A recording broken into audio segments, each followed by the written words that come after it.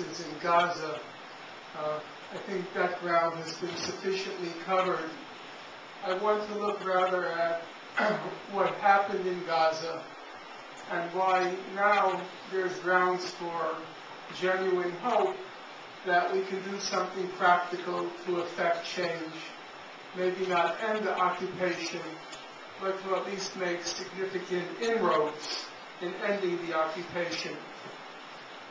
The most remarkable aspect of the outcome of the Gaza massacre between December 27th and January 18th is that for the first time there was an unprecedented consensus of international outrage at what happened. And the obvious question is, why? What happened in Gaza is certainly not the worst atrocity that Israel has committed in recent memory. There are people in this audience whose memories certainly go back to June 1982, when basically in the course of 3 weeks, Israel killed between 15 and 20,000 Lebanese and Palestinians, overwhelmingly civilians. In the case of the recent Gaza massacre, the figure was about 1,400. Well, the obvious question is, then how do you account for this unprecedented consensus of outrage? And I think there are basically 3 reasons. Number one, as everyone in this room knows, there's been a gradual shift in public opinion over the past 20 years regarding Israel. Attitudes towards the Palestinians have not significantly changed, but attitudes towards Israel have significantly changed, especially in Europe, where, judging by the polls, Israel is the most hated country on earth. And the United States, judging from the recent polls, less than 50% of Americans supported the attack on Lebanon in summer 2006, and less than 50% of Americans supported the attack on Gaza during the past winter.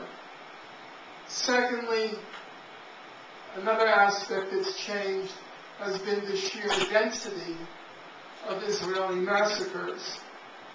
It's almost impossible, even for somebody who devotes his or her full conscious hours to following the conflict, to keep up with just the names of all the massacres.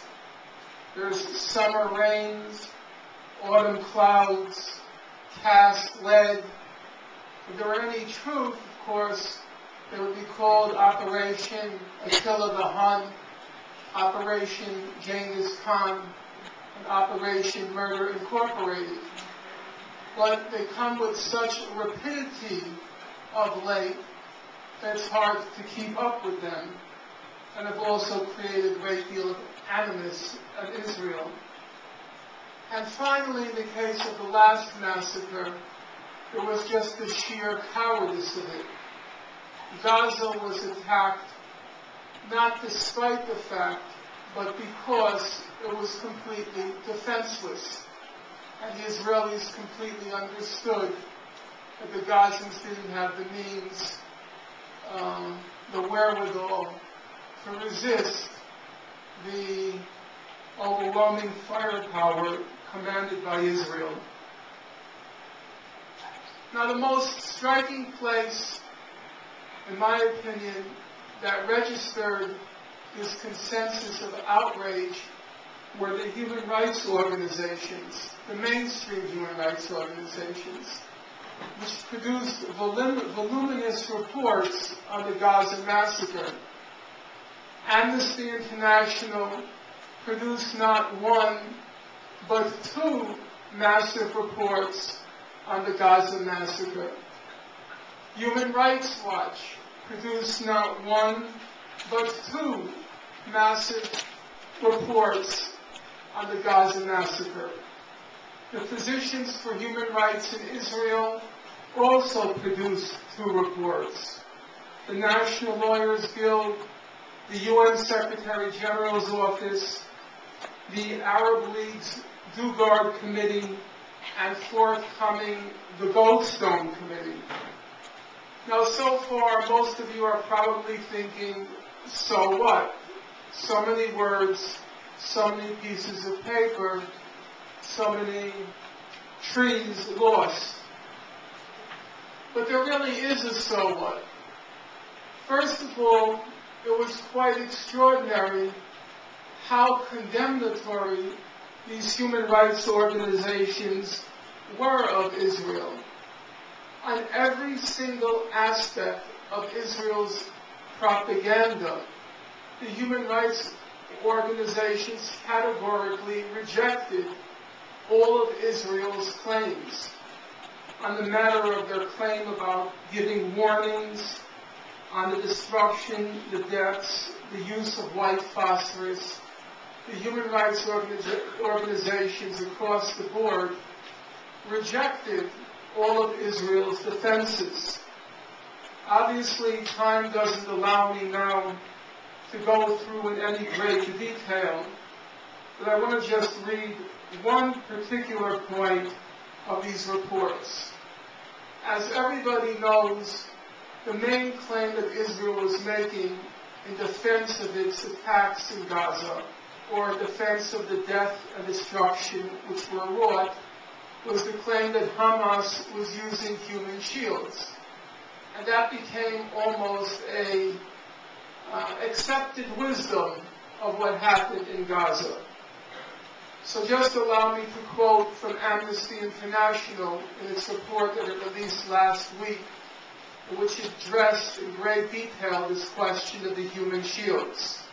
It says, contrary to repeated allegations by Israeli officials of the use of human shields, Amnesty International found no evidence that Hamas or other Palestinian fighters directed the movement of civilians to shield military objectives from attacks.